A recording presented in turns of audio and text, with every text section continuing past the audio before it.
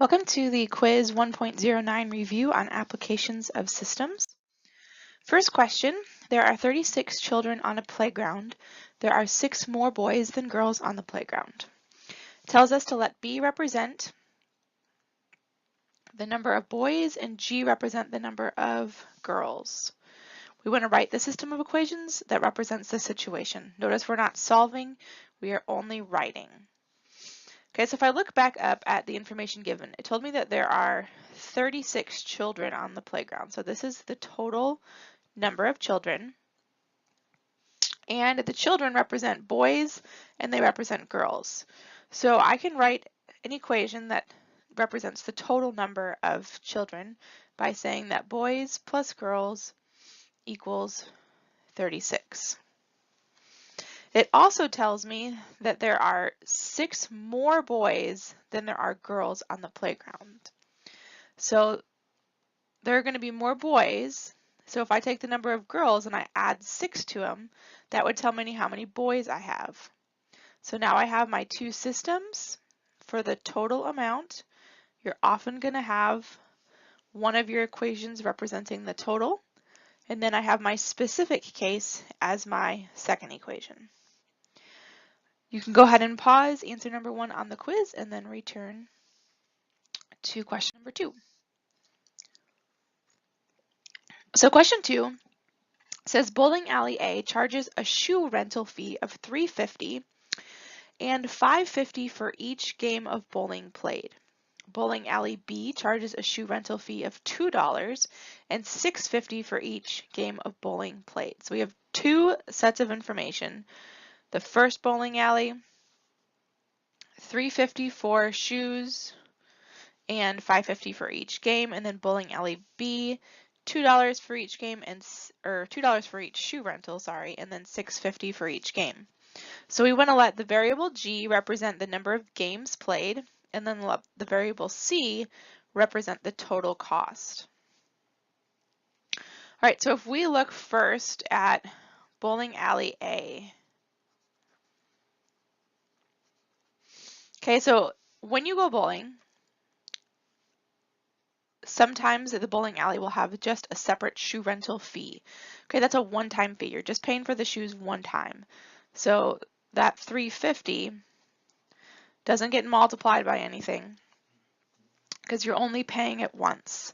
However, let's say you wanted to play 3 rounds of bowling. I'm going to have to pay $5.50 each game I play. So the $5.50 would be multiplied by G for the number of games that you play. So that's bowling alley A. And I want to know, it says to let variable C represent the total cost. We don't know what the total cost is, so that's going to be my C. Now for bowling alley B,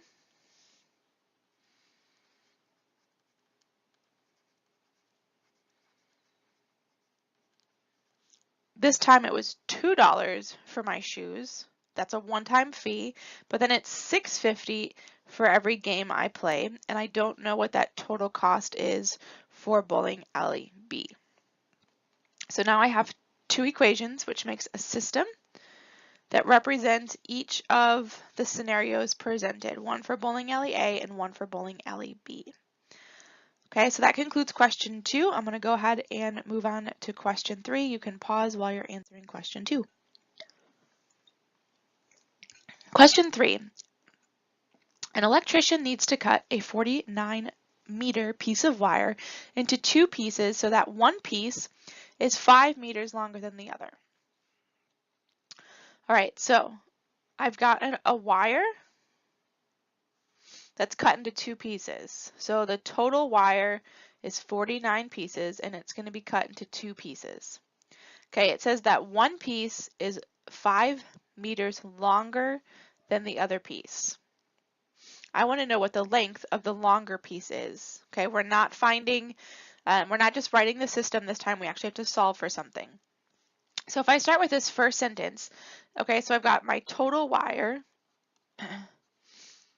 and it's cut into 2 pieces. So I'm going to say to define, remember first step is we want to define our variables, which was done for us in the first 2 problems.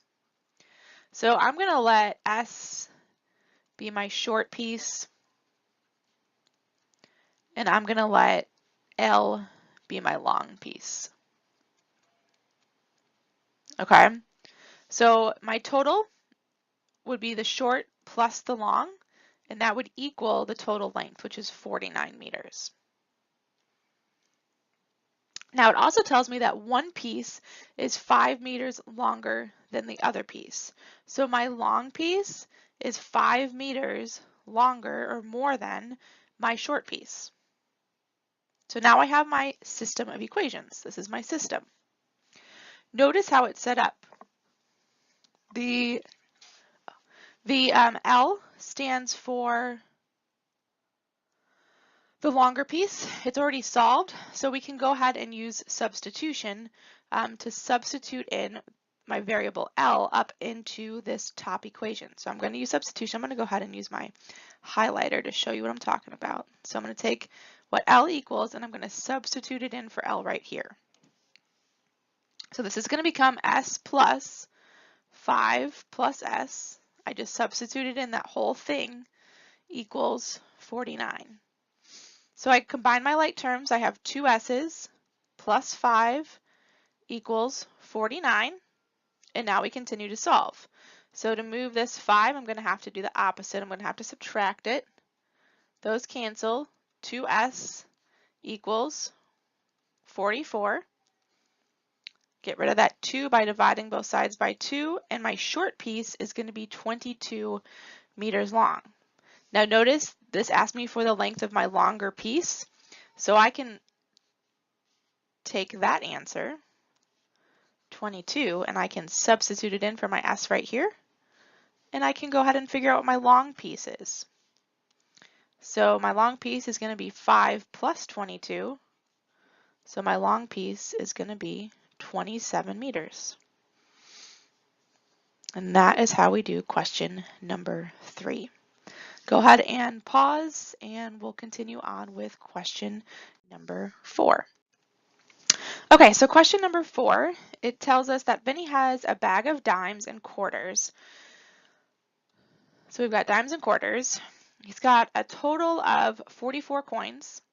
So there's that word total. And it's worth $8.30. All right, so that bag is worth $8.30. I'm going to go ahead and underline that too because that's going to be important. So this problem tells us to let D represent the number of dimes and Q represent the number of quarters. If it doesn't tell you what the variables represent, then you can go ahead and just use your own variables. And I usually just use whatever, like if I had nickels and dimes, I'd use N and D, or pennies and quarters, I'd use P and Q, whatever the first letter started with. And the question I'm trying to answer is how many quarters does Vinny have? So we're going to go ahead and start with that total. Okay, that's the first equation I like to write. So I know that I have a total of 44 coins. Okay, 44 coins. So the types of coins I have two types of coins. I have dimes and I have quarters. So together, dimes plus quarters, the number of dimes plus the number of quarters is going to add up to 44. Now I also need to write an equation for what it's worth or the cost of the situation. So we know that dimes represent 10 cents, right? Okay, so I can say that 10 cents times a dime is going to indicate if I have 3 dimes, I'm going to have 30 cents worth. And then quarters represent 25 cents of a dollar, so 0.25 times however many quarters I have. And that's going to equal $8.30 because the problem told me that it was worth $8.30.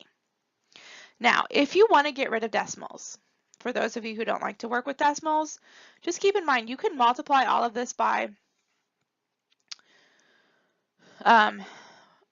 100 to get rid of all the decimals. So I could, if I multiply this whole thing by 100, that's something you want to do. This is going to turn into 10D plus 25Q equals 830. And that way you don't have to deal with the decimals if you don't want to. So I'm going to go ahead and rewrite my equations, and I'm going to use the one without the decimals.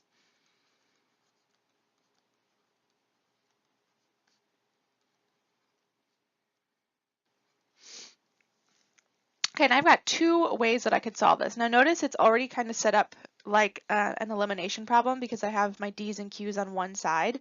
So I can see here that I could cancel this 10D by multiplying this top by negative 10. So that's what I'm going to do. I'm going to multiply this top one by negative 10, and I'm going to rewrite that answer after I've distributed everything through underneath. So I'm going to have negative 10D minus 10Q equals negative 440. So I've used this top equation now. I'm going to go ahead and eliminate it so that we're not tempted to use it. So this allows me to cancel my D's, which is what I wanted to do with elimination. And then I've got 25Q minus 10Q. That's going to give me 15Q.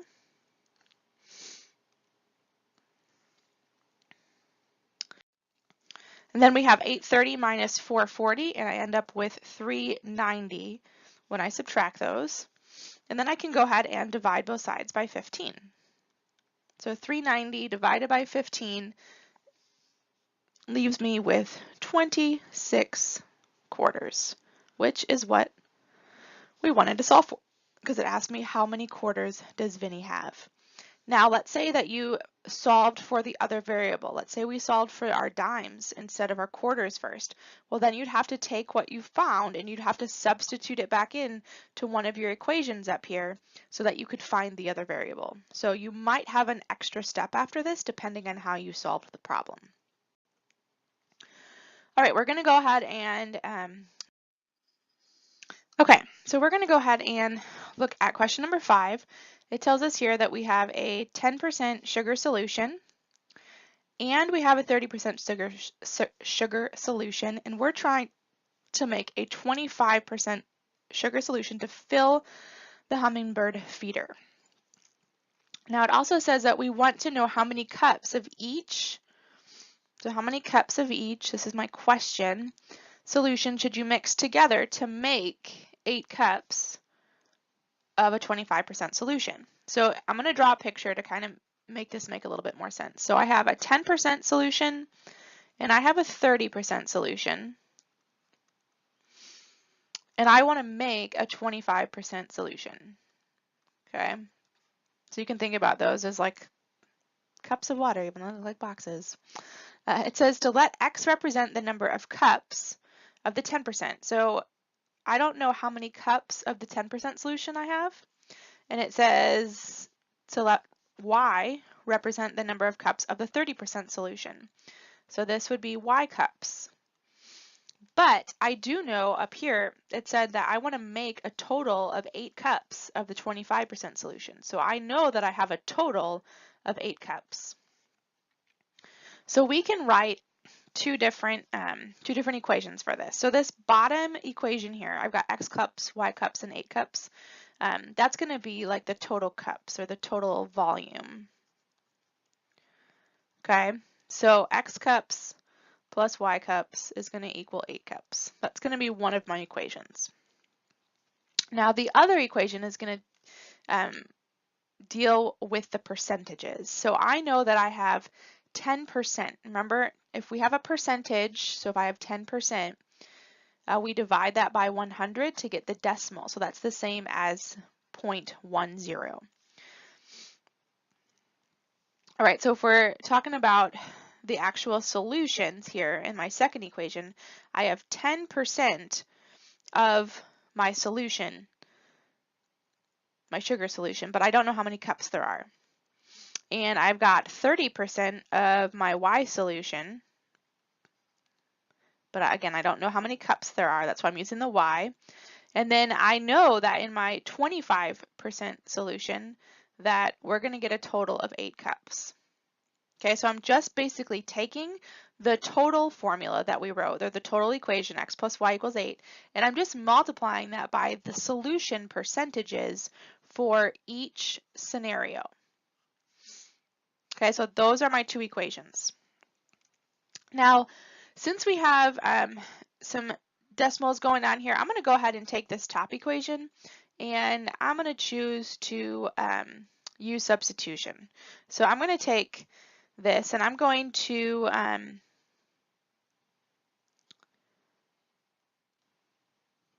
going to solve for y. Okay, so I'm going to solve for x. So I'm going to subtract y on either side. You know what, let me check. I'm pretty sure you have to, this says what equation represents the total volume, which we just found the equation, but I'm pretty sure you have to go through and solve this all the way through. So we're going to go ahead and solve. I don't think I changed the question accurately enough here.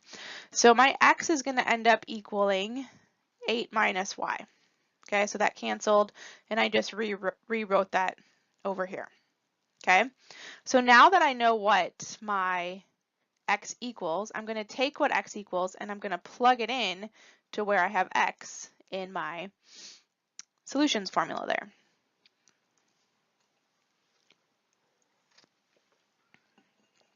All right, so I'm over here. I'm going to write this out.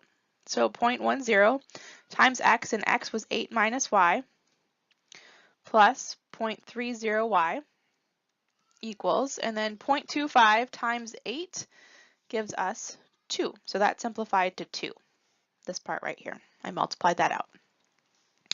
Now I can distribute. So I'm going to distribute this 0.10 to the 8 and to the y. So this is going to turn into 0.8 minus 0.10y plus 0.30y equals 2. And now I have like terms on this side, the negative 0.1y plus the 30.3y. We can go ahead and combine those. So 0.8, this is going to be plus 0.2y equals 2. And now I'm just going to solve. So I've got a constant over here. I'm going to move it to the other side by subtraction because it was a positive. That's going to cancel. So 0.20y equals 1.2. And then we can divide both sides by 0.20 or by 0.2, however you want to write it out. So 1.2 divided by 0.2 is going to give us 6. Okay, so that means that my